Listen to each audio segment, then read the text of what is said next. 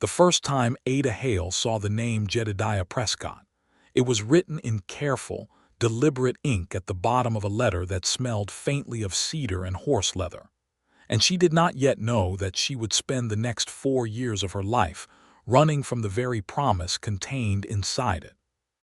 It was the spring of 1877, and St. Louis was choking on coal smoke, and the noise of a city that had no room left in it for a 22-year-old seamstress with no family, no dowry, and no prospects beyond another decade of pricked fingers and borrowed rooms.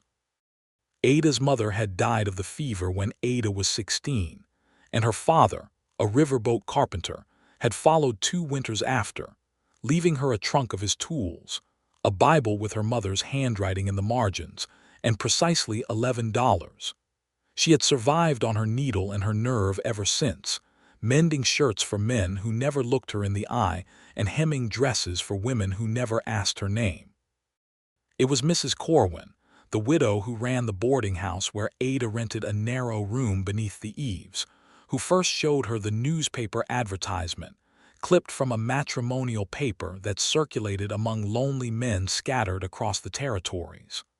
"Wanted, Mrs." Corwin read aloud, holding the paper close to the lamp. A wife of good character, willing to work, for a cattleman of steady habits and fair temperament, residing near Larkspur Creek, Wyoming territory. Correspondence invited from serious parties only. "He sounds like he is describing a mule he wishes to purchase," Ada had said, and Mrs. Corwin had laughed so hard she nearly dropped the lamp. But 2 nights later, unable to sleep for the ache in her hands and the hollow feeling in her stomach that came from skipping supper to save a nickel, Ada had sat at the small writing desk in her room and composed a letter anyway. She told herself it was only curiosity. She told herself that nothing would come of it. She was, after all, a practical woman, not given to romantic notions, and she wrote to Jedediah Prescott the way she might write to a merchant inquiring about the price of thread. His reply came 6 weeks later, and it was nothing like she expected. He wrote of the Wyoming sky, how it turned the color of a bruised peach at dusk and stretched wider than any ceiling a house could hold. He wrote of his cattle, 300 head that grazed on land his father had claimed before the war, and of the small frame house he had built with his own hands after his mother passed, a house he said had 4 rooms and no woman's voice in it, and how the silence of it had grown heavier than he expected a man of 27 to bear. He did not flatter her. He did not make promises he could not keep. He simply told her the truth of his life, plainly, the way a man lays out tools before a job, and at the bottom of the page he had written, "I am not a man of many words, Miss Hale, but I am a man who keeps them." Ada wrote back, and then he wrote again. Over the following months, a courtship grew between them built entirely of paper and ink, of 2 people who had never touched hands or heard each other's laughter, yet who found themselves waiting each week for the mail coach the way other people waited for rain after a drought. Ada began to feel something unfamiliar stirring in her chest when she read his letters, something that frightened her more than the poverty ever had, because poverty she understood, and this she did not. By autumn, Jedediah had asked her, formally and with evident nervousness that showed even through his careful penmanship, if she would consent to come west and become his wife. Ada sat with the letter for 3 days before she answered. She thought of the boarding house, of Mrs. Corwin's kind but pitying eyes, of the future stretching ahead of her like a road with no turns in it. And she thought, too, of a man who wrote about the color of the sky to a woman he had never met, because he thought she might like to know. She said yes. The stagecoach that would carry her west left St. Louis on the 9th of April, 1877, and Ada boarded it with a single trunk, her mother's Bible, and a heart that trembled somewhere between hope and terror.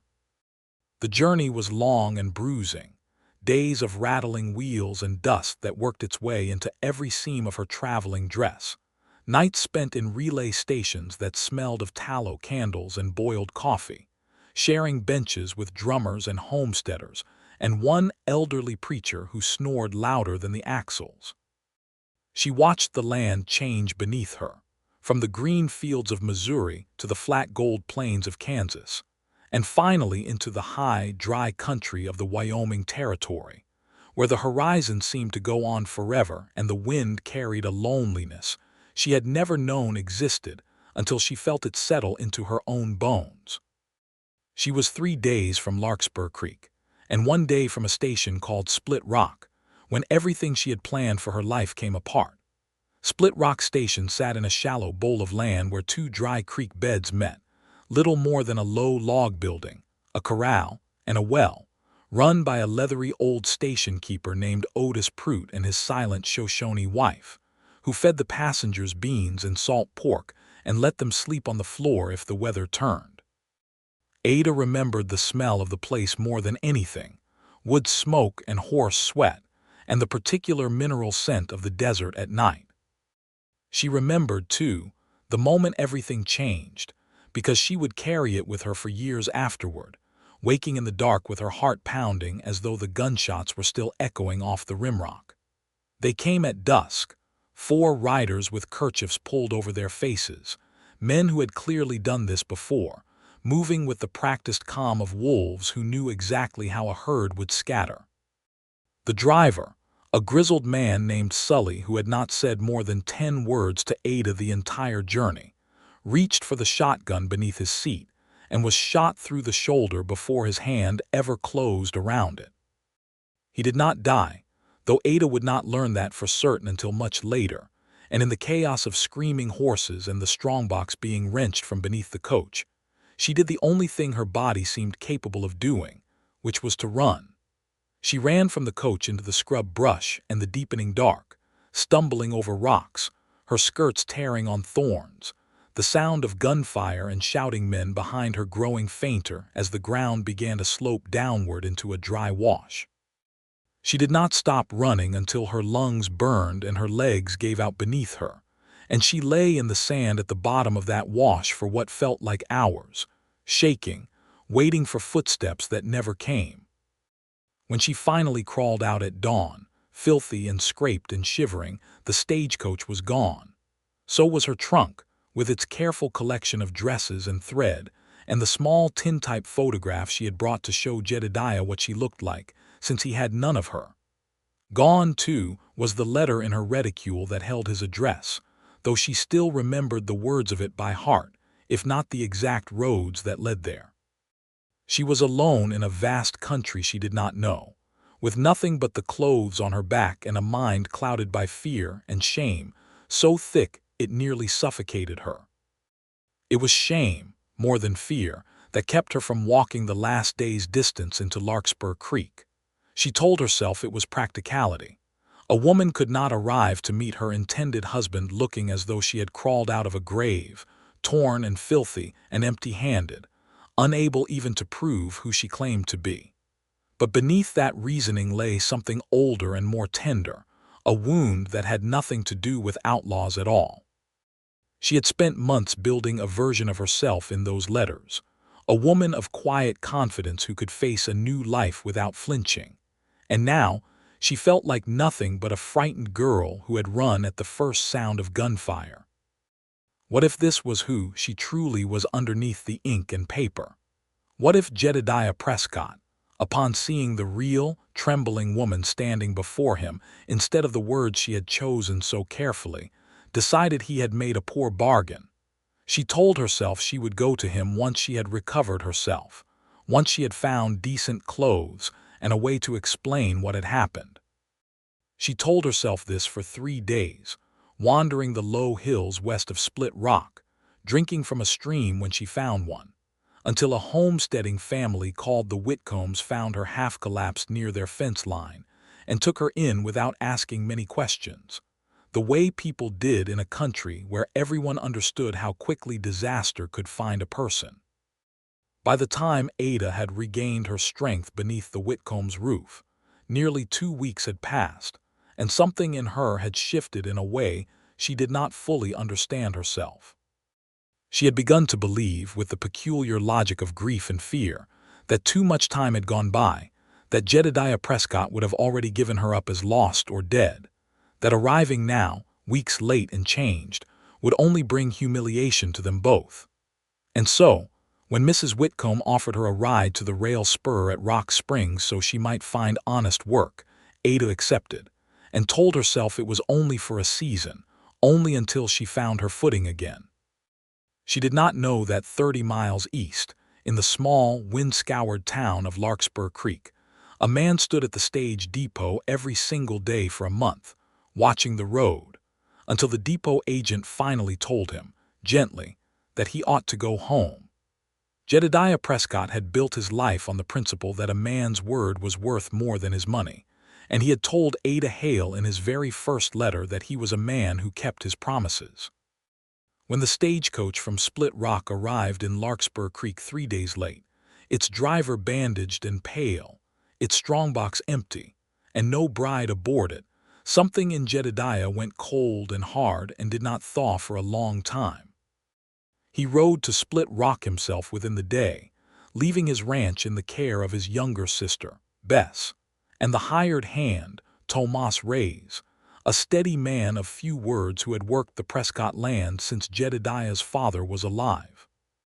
At Split Rock, Otis Prout told him what he knew, that the coach had been robbed by 4 men, likely part of the loose outfit some called the Coil Bunch that had been working the territory that spring, that the driver had been shot but would live, and that one female passenger had run off into the scrub and had not been seen since. "We looked," Otis told him, his weathered face grim. "Looked 2 full days. Found footprints heading southwest, toward the Whitcomb place, but the trail went cold in the rocks. I am sorry, son. I truly am." Jedediah rode to the Whitcomb homestead himself, arriving 4 days after Ada had already left it for Rock Springs, and Mrs. Whitcomb, not knowing the connection between this hollow-eyed cattleman and the frightened young woman she had nursed back to health, told him only that a traveler matching that description had passed through and gone on toward the railroad. She did not know Ada's full name, for Ada, still lost in her fog of shame, had given only her Christian name during her stay, afraid that speaking her full name aloud would somehow make the failure more real. For 3 months, Jedediah searched.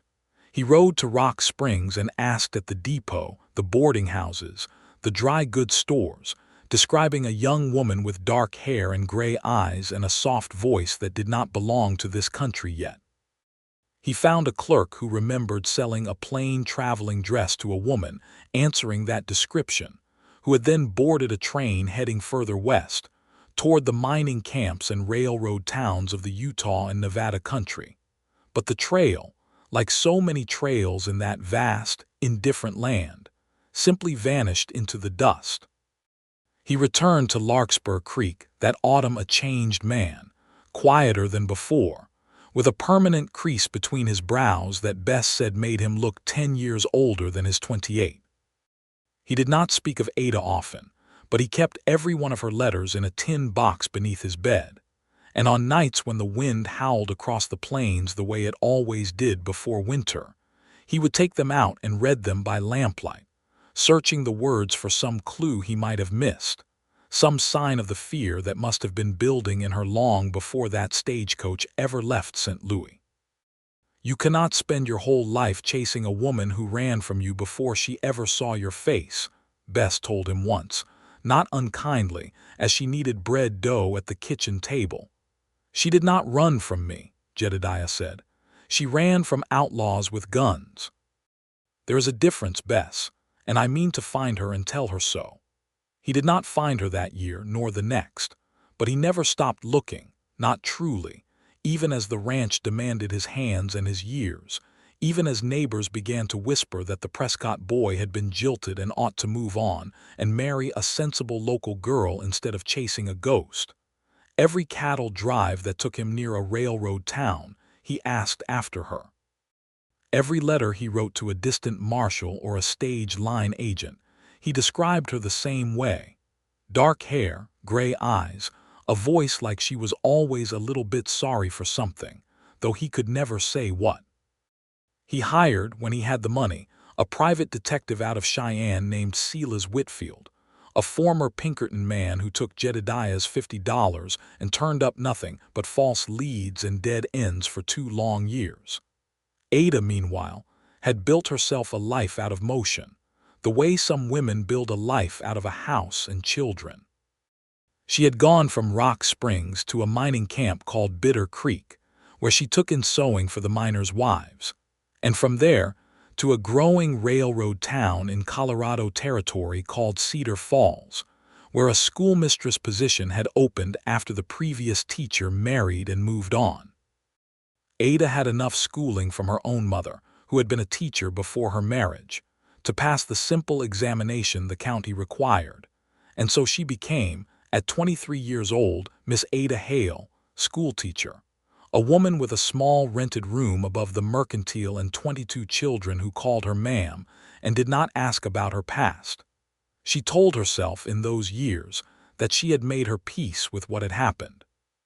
She told herself that Jedediah Prescott had surely married someone else by now, some sturdy, sensible Wyoming girl who had not run from her own wedding, and that this was for the best, and that she did not think of him, and she told herself these lies so often that some nights she nearly believed them.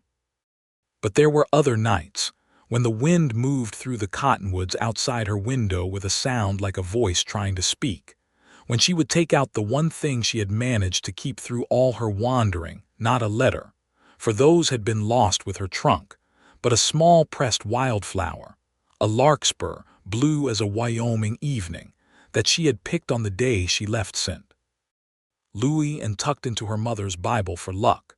She did not know why she had never thrown it away. She only knew that on those nights she would hold it and think of a man she had never met, who had written to her about the color of the sky, and she would wonder, with an ache she could never quite explain to herself, whether he ever thought of the woman who had failed to arrive. 4 years passed this way, each one folding into the next like the pages of a book neither of them could finish reading. It was in the summer of 1881 that Jedediah Prescott, now 32, his hair showing the first threads of gray at the temples, though his shoulders were still broad, and his hands still hard from rope and reins, found himself driving a small herd of cattle to a new railhead in Colorado Territory, a task he had taken on partly for the money, and partly because the buyer was located, according to the paperwork, in a town called Cedar Falls. A name he had not specifically sought out, but which struck something faint and unnamed in his chest the moment he read it. He arrived in Cedar Falls on a hot afternoon in late June, dust thick on his hat brim, trailing behind him 4 hired drovers and 120 head of Prescott cattle bound for a buyer named Harlan Voss, a wealthy stock dealer who had built one of the largest houses in town on the strength of railroad contracts. Jedediah did not expect, as he rode down the main street of Cedar Falls looking for the stock pens, to hear a woman's laughter drifting from the schoolyard beside the church, a laughter that stopped him cold in his saddle the way a gunshot might have. He told himself it was foolishness. He had told himself that same foolish thing 100 times over 4 years, at the sound of a voice in a crowded depot, at the sight of dark hair beneath a bonnet in a passing wagon. He had chased ghosts before and found only strangers at the end of the chase. But something made him turn his horse toward the schoolyard fence instead of the stock pens, and something made him sit there in the saddle, hat pushed back, watching a slim young woman in a gray dress herd a dozen children back toward the schoolhouse door with the patient authority of someone who had done this 1,000 times. She turned, laughing at something a small boy had said, and the sunlight caught her face, and Jedediah Prescott, cattleman of Larkspur Creek, a man not given to sentiment or sudden movement, nearly fell out of his own saddle. It was her. Older, thinner in the face, her dark hair pulled back in a simple knot instead of the elaborate style fashion plates favored. But it was her. The gray eyes, the small scar above her left eyebrow he remembered describing in his own mind 1,000 times from her one letter mentioning a childhood fall from a hay loft. 4 years of searching, and here she was, teaching children their letters in a dusty Colorado schoolyard as though she had never once boarded a stagecoach bound for Wyoming territory. He did not call out to her right away. He sat there, frozen, his heart hammering in a way it had not since he was a boy of 17 asking a girl to a barn dance, and he watched her usher the last child inside and close the schoolhouse door, and only then did he swing down from his horse, tie the reins to the fence rail with hands that were not quite steady, and walk toward the building on legs that felt as though they belonged to someone else entirely. He knocked on the schoolhouse door, and when it opened, and Ada Hale looked up into the sun-weathered face of a man she had spent 4 years telling herself she would never see again, the color drained from her face so completely that Jedediah lunged forward to catch her before she could fall. "Miss Hale," he said, his voice rough with an emotion he could not name, half hope and half fury and half something so tender it frightened him. "Ada, it is you." For a long moment, Ada said nothing at all. She stood in the doorway of the schoolhouse with her hand pressed to her chest, staring at a face she had once tried and failed to imagine from a handful of letters, a face now weathered by sun and years and worry, but unmistakably the man who had written to her about the color of the sky. "Mr. Prescott," she finally managed, and her voice cracked on his name. Behind her, several of the older children had gathered near the windows, sensing something momentous in the air the way children always did, and Ada, aware suddenly of the audience, stepped back and gestured him inside, closing the door behind them both with hands that trembled. "I can explain," she began, though the words felt small and inadequate even as she said them. "You do not owe me an explanation standing in a doorway," Jedediah said, though his voice was not unkind, only tired in a way that went bone deep. "I have looked for you for 4 years, Ada Hale. I think I have earned the right to sit down first." They sat at 2 of the children's small desks, absurdly out of proportion to their adult bodies, and for a moment neither of them spoke, the schoolroom silent except for the buzzing of a fly against the window glass and the distant lowing of Jedediah's cattle being held at the edge of town. "I was told the coach was robbed," Jedediah said finally. "I rode to Split Rock the same day I heard. I searched the hills for a week. I found the Whitcombs, and they told me a woman had passed through, but by then you had gone on to Rock Springs, and from there the trail went cold as a winter creek. I hired a detective. I wrote to every marshal between here and the Dakota line. I want you to understand, Ada, that I did not simply wait for you at home and grow bitter. I came after you. I have been coming after you in one way or another for 4 years. Ada's eyes filled, and she pressed the back of her hand against her mouth as though she might hold back the tears through sheer force of will, though it did not work, and they fell anyway, tracing quiet lines down a face that had grown thinner and more careful than the one he remembered imagining. "I was ashamed," she whispered. "I ran from those men in the dark, and I could not stop running, not even after the danger had passed. By the time I found my courage again, I had convinced myself that too much time had gone by, that you would think me either dead or unworthy, and I could not bear to arrive and see that thought confirmed in your eyes. So I told myself I would wait a little longer and gather myself, and then that little longer became a week, and then a month, and then I had built a whole new life out of the waiting until I did not know how to unbuild it again." "I would never have thought you unworthy," Jedediah said, leaning forward, his big hands resting on the small desk between them. "Ada, I fell for the woman in those letters before I ever laid eyes on her. A woman who wrote to me about her mother's Bible and the sound the Mississippi made outside her window at night. A woman who was not afraid to tell a stranger the truth of her circumstances instead of dressing them up prettier than they were. When I heard you had run from outlaws in the dark, I did not think less of you.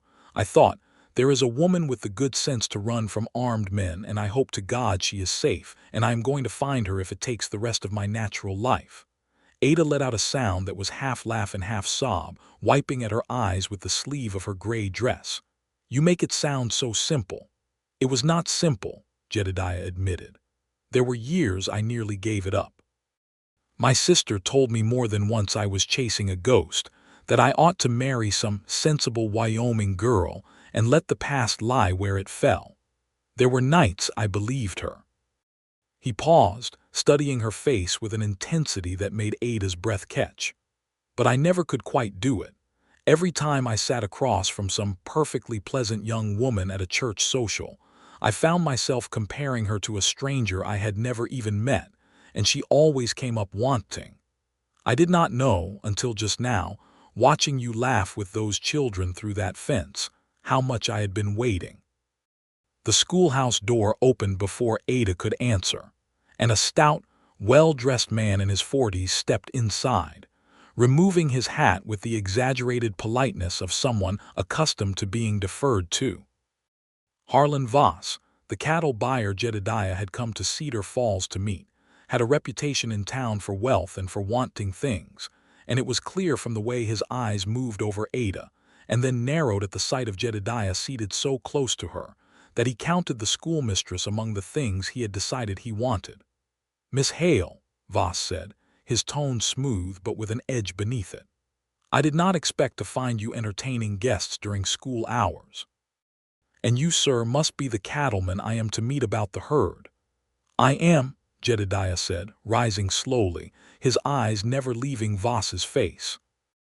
There was something proprietary in the older man's manner toward Ada that set Jedediah's jaw tight, though he could not yet name why.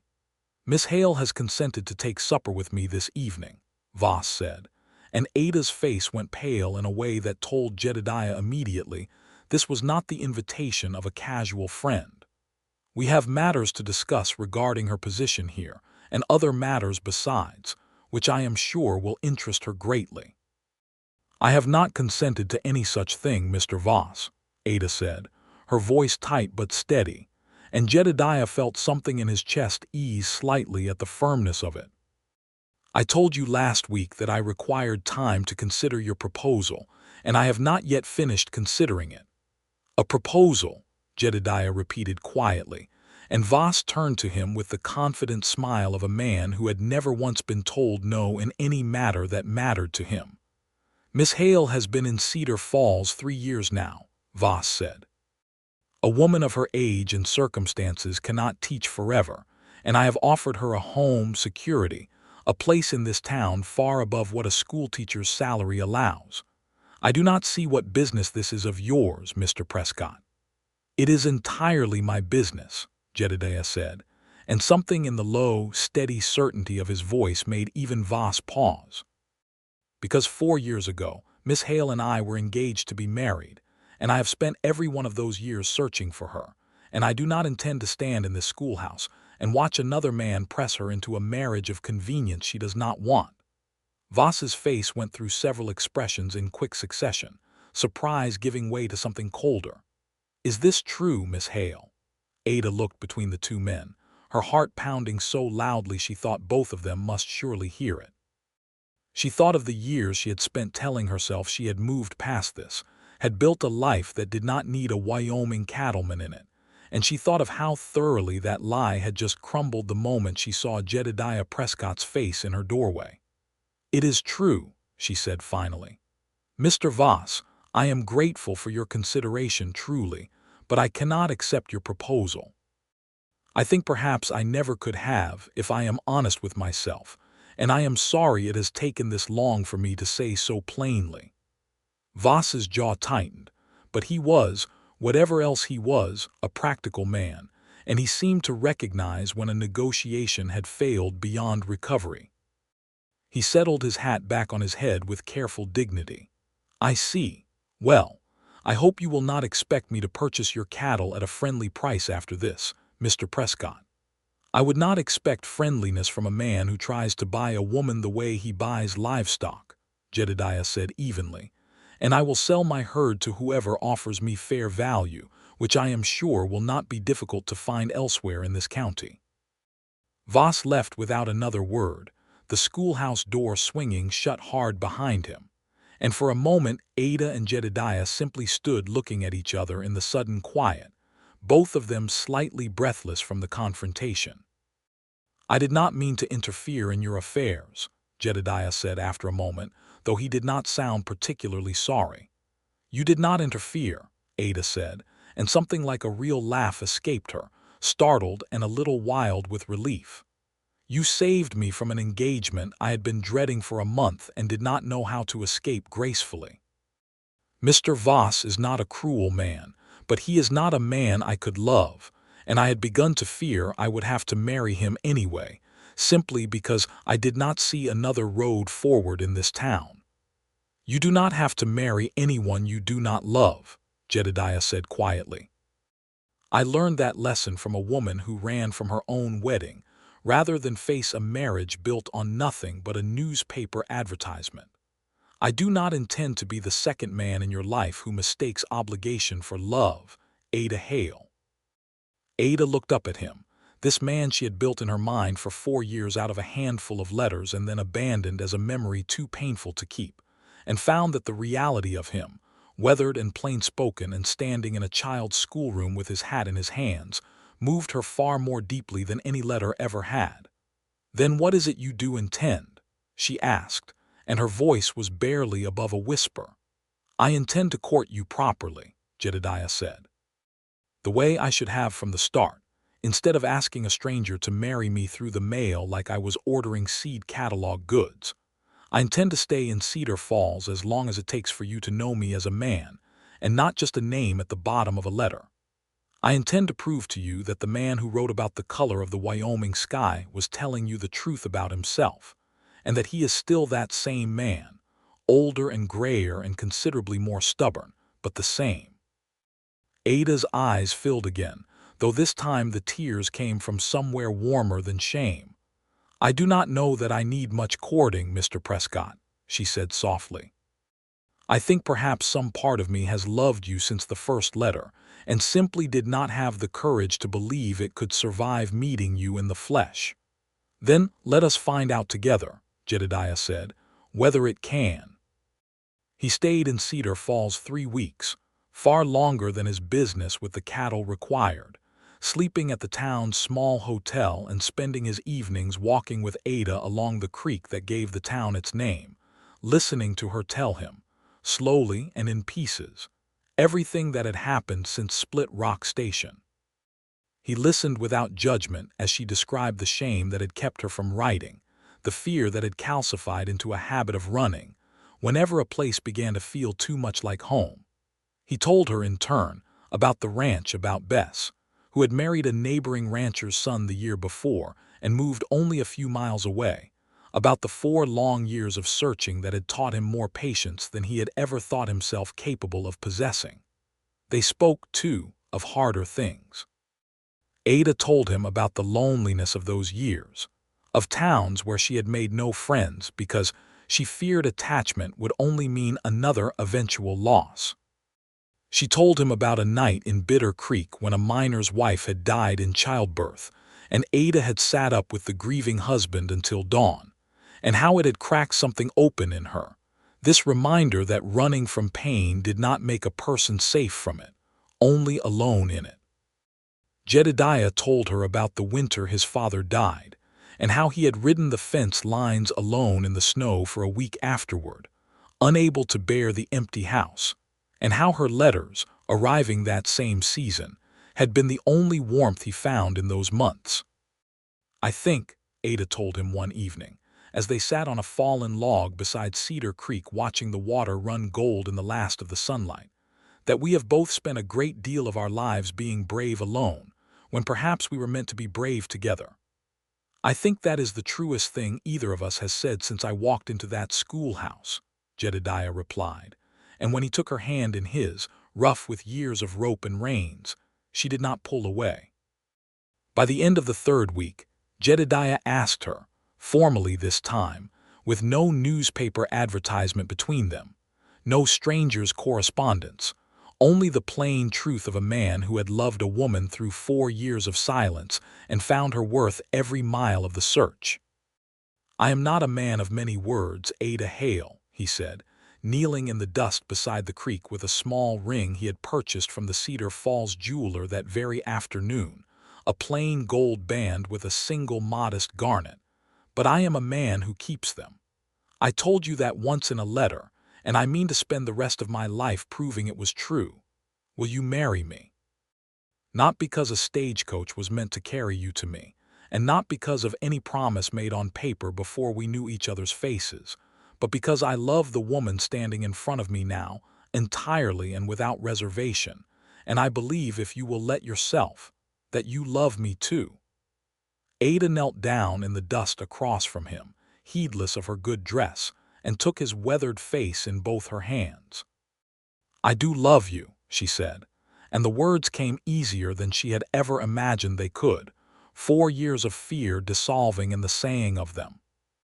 "I think I have loved you since a letter told me the sky here turns the color of a bruised peach at dusk, and I was too frightened to trust that such a feeling could be real. I am done running, Jedediah Prescott. Yes, I will marry you." They were married 3 weeks later, not in Cedar Falls, where Ada's memories were tangled with fear and flight, but back in Larkspur Creek, Wyoming territory, in the small white church that Jedediah's mother had helped raise funds to build years before. The town, which had heard whispered versions of the story for 4 years, the jilted groom who searched relentlessly, the bride who had simply vanished, turned out in numbers that surprised them both, curious to see the ending of a tale that had become something of a local legend. There were some cold looks at first, whispered judgments from women who could not understand how a bride could simply disappear without a word, and Ada felt the sting of them keenly during that first week back in town. But Jedediah stood beside her at every social gathering, every church supper, his hand steady at the small of her back, and told anyone who asked, plainly and without embarrassment, the whole truth of what had happened at Split Rock Station and the years that followed.